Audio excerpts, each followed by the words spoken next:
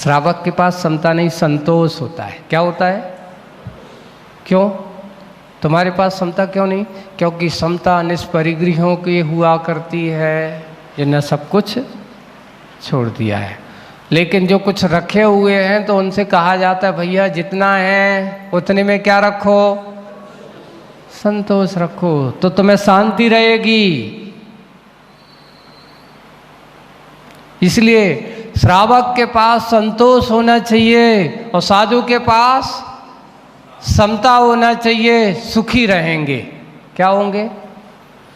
अगर श्रावक संतोषी है तो जितना है तो वो हमेशा सोचता साईं इतना दीजिए जामे कुटुंब मैं भी भूखा ना रहूं और साधु न भूखा। यह संतोषी की भावना है। मुझे कुछ ज़्यादा नहीं चाहिए भगवान, बस इतना रहे कि मेरा जीवन अच्छे से चले, मेरी दान पुण्य की परंपरा अच्छे से चले, मैं भगवान का गुणगान अच्छे से करूं। ये संतोषी श्रावक की कामना हुआ करती है। और असंतोष वाले के अंदर कभी समता हो ही नहीं सकती है। हाँ, इसलिए आचार्य जी ने मुखमाटी में एक बहुत अच्छा लिखा है। संतोषी श्रावक सत्संगति में जब साधुओं समतावान की संगति में पहुंचता है, साधुओं की संगति में बैठता है, तो मुखमाटी में आचार्य जी लिखा संत समागम की यही तो सार्थकता है। संत समागम की यही तो सार्थकता है। वह संत बने या ना बने पर संतोषी अवश्य बनता है। क्या बनता है वो? संतों के समागम की यही सार्थकता है। वो नहीं बन पाया तो कम से कम वो अपनी जीवन को एक जीने का तरीका, एक जीने की विधि सीख लेता है कि मुझे बस अपने आप को मर्यादित करना है। जो सीमा में रहेगा वो सुखी रहेगा, जो सीमा के बाहर जाएगा उसका क्या होता है? पतियार नहीं होता। लिखा है नदी अगर अपनी दोनों किनारों के मिलकर के साथ बहती है तो मंजिल तक पहुंचती है। अगर नदी का किनारा टूट जाए, बांध टूट जाए, तो फिर उसका मंजिल तक पहुंचना संभव। कहीं भी जाकर के वो अपना अस्तित्व बह कर के पानी जाता है, कहीं भी उसका अस्तित्व समाप्त हो सकता है। वैसे ही साधु और श्रावक के लिए यही कहा जा रहा है कि मर्यादा में बना हुआ श्रावक सुखी रहता है। इसलिए सबसे पहले उसको करना क्या चाहिए? अपने पाप और परिग्रह की सीमा बना लेना चाहिए। अपने आप को बांध लेना चाहिए। यही है मानस का कुल, समता का प्रकाश। अब समता को तो आपके यहाँ संतोष का नाम ही समता है, और हमारे यहाँ चाय किसकी है? साधु को क्या जरूरत है? आपको एक संस्मरण सुनाते हैं। अच्छा आचार्य जी का है ना, हम लोगों की दीक्षा हुई नहीं 99 में नेमावर में जब दीक्षा हुई तो एक दिन आचार्य जी हम लोगों से पूछते हैं, ये बताओ, जैसे हम लोग अभी बागड़ क्षेत्र में आए, कोई ज़्यादा परिचित नहीं है, सब अपरिचित थे, है ना। अब आचार्य जी हमसे पूछते कि ये बताओ तुम लोग अभी तो यहाँ जैसे हो सकता है बहुत जगह जहाँ रहते हैं तो लोगों को परिचय हो जाता है, परिचित हो जाते हैं, है ना।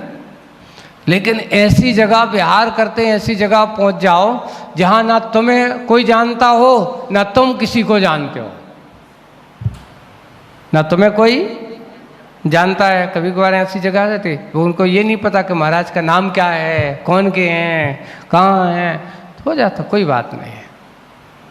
अपन को नाम से और काम से क्या मतलब है। श्रावक आया तो आचार्य से पूछे ऐसी जगह तुम पहुंच जाओ तो अब तुम क्या करोगे? तो आचार्य जी ने हम लोगों ने कहा महाराज जी अपन तो धर्म ध्यान करेंगे, लेकिन धर्म ध्यान कैसे होगा ये तो बताओ।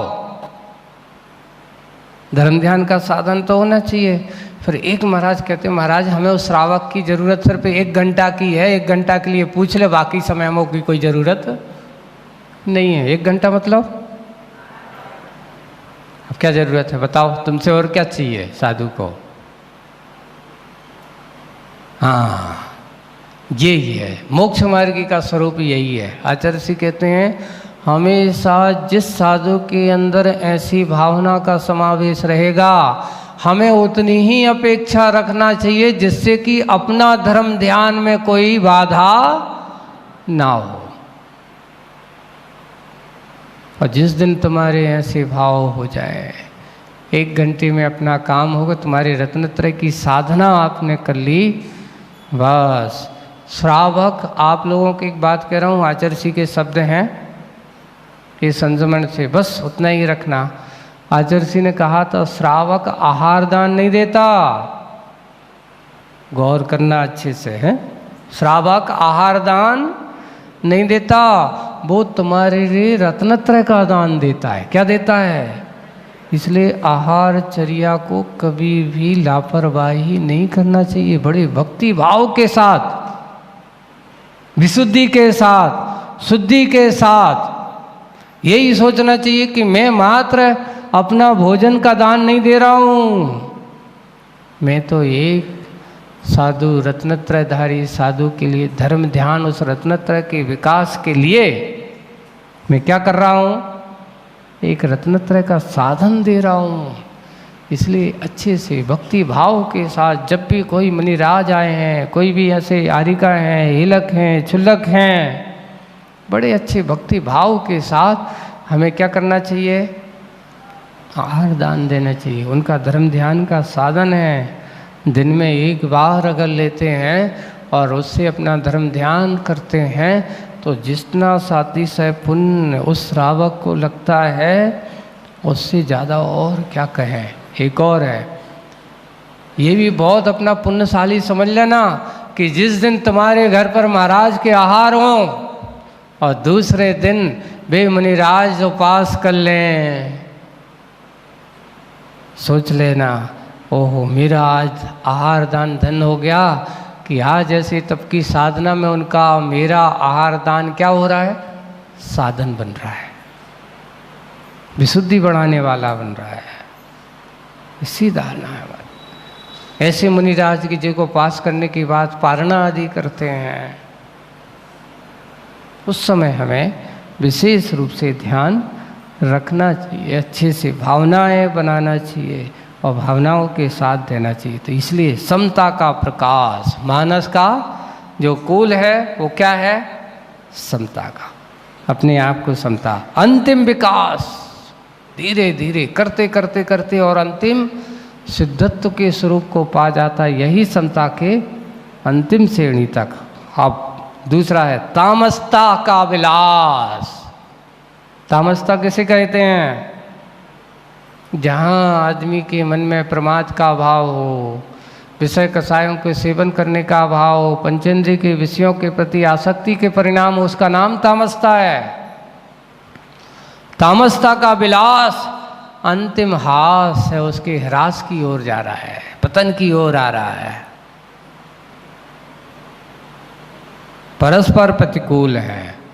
एक तरफ समता है और एक तरफ तामसता है। किसको चाहिए बताओ? विषय कषायों की इच्छा क्या होती है? तामसता की ओर।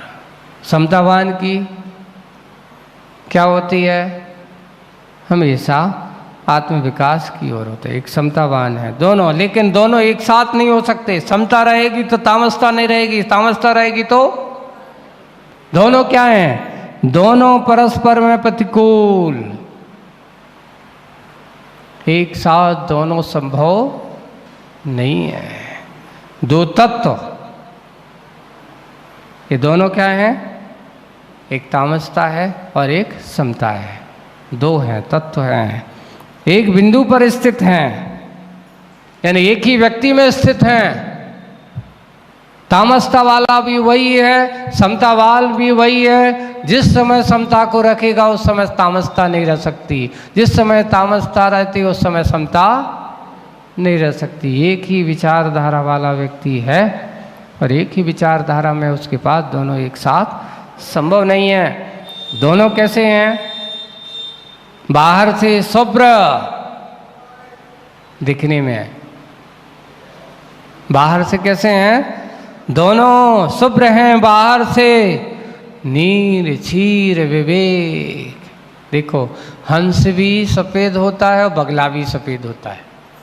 उदाहरण के रूप में यहाँ पे क्या है? दोनों शुभ्र हैं बाहर से, पर दोनों की दशा क्या है? नीर क्षीर विवेक, धीर गंभीर एक ठीक। बगुला कैसा खड़ा है? कथा मिलती है, एक साधु विहार कर रहा है, शिष्य भी उसके साथ है।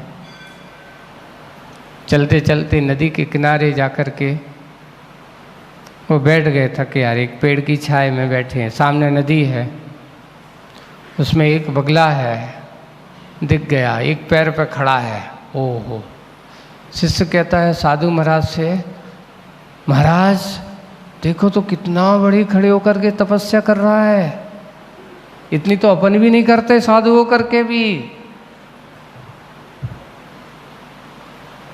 इससे बड़ी साधना है, एक पैर पे खड़ा है। साधु कहते हैं देखते जाओ ये बगला भगत साधना कैसी है, थोड़ी देखते रहो, अभी पता चल जाएगा कि कौन सी साधना चल रही है। इसलिए कहा जाता है मात्र बाहर के दिखावे की साधना नहीं करना चाहिए। बाहर से तो बैठे हैं बिल्कुल बगला की तरह, शांत साधु दिख रहे हैं, और अंतरंग में क्या होता है? अपने एक कथा मिलती ना, वो कौन से चोर की कथा है, उसका नाम आता है कि दिन भर तो वो बैठता है पेड़ पे, मेरा तो नियम है कि मैं सीके से कभी जमीन पे टच ही नहीं करता हूँ। एक चोर की कथा मिलती है उसका, और दिन भर कहाँ गांव के लोग सोचते हैं कि ये तो महान तपस्वी है, बहुत बड़ा तपस्वी है, एक पेड़ पर सीके पर बैठा है साधु का रूप धारण करके। और जैसे ही रात के अंधेरा होता है ना, और संसारी आत्मा जब प्रमाद की निद्रा में सोते हैं, वो उतर के आता है और आकर के उनके घरों के, और जाकर के चुरा करके वहीं जमीन पर कर देता है। और आदमी लगे ही हैं उनकी सप्लाई करने वाले, और आकर के सुबह सुबह जैसे ही आएगा तो पुनः पैठा मिलेगा, कहीं पे सिक्के पर। ऐसा साधु, ऐसा तो ये कौन से कहलाते, कौन से साधु हो गए? बगला के समान वाले। पता चला कि आखिर रोज प्रतिदिन चोरी हो रही है, कौन है? खोजबीन किया गया, आखिर ऐसा करने वाला कौन है? निगरानी की गई और लोगों को संदेह हुआ, लगता है यही कुछ गड़बड़ है। और आखिर राजा ने भी सैनिकों को छुपे रुस्तम कहीं छुपा करके लगा दिया। आखिर चोर कितने दिन तक छल कपट करोगे? एक कहा है चोर कितना भी चोरी कर ले, छुपता है, प्रयास करता है, लेकिन कभी ना कभी ऐसी कोई निशानी छोड़ ही जाता कि एक ना एक दिन तो पकड़ा ही जाता है। नीतिकारों ने लिखा है काजल की कोटली में घुसो और दाग न लगे, ऐसा तो हो ही, पहचान तो मिल ही जाती है। और उनकी पकड़ आ गई, पकड़े गए और जाकर के राज दरबार में कहा, उनको उपस्थित किया गया, क्या भाई क्या करते हो, क्यों साधुता के रूप में इस प्रकार का करके लोगों को लूट रहे हो? ऐसे ही हमें भी सोचना चाहिए कि ऐसा नहीं, यही वो है कि दोनों बाहर से शुभ्र हैं, बाहर से तो अच्छे सफेद सतरे दिखते, लेकिन अंतरंग में छल कपट के भाव हैं। तो आपको ऐसे भाव के साथ नहीं हो सकता है। एक वो होता है जो अच्छे भाषण तो खूब देता है पर अंतरंग में भाषण के अनुरूप आचरण नहीं करता। एक बार अहिंसा क्रांति एक पत्रिका चलती थी, अब तो शायद आजकल बंद हो गई है। तो एक जगह एक अहिंसा की संगोष्ठी चल रही थी और एक अच्छे वक्ता थे अहिंसा सत्य के बारे में, लेकिन उनकी अहिंसा सिर्फ वाणी में थी, वचनों ही में थी, कर्म में अहिंसा नहीं थी।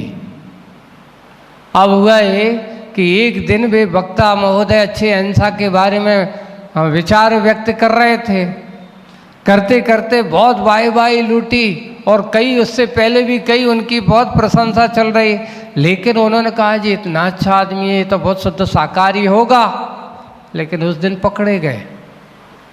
हुआ ये कि गर्मी का समय था, वक्ता महोदय वक्तव्य दे रहे थे।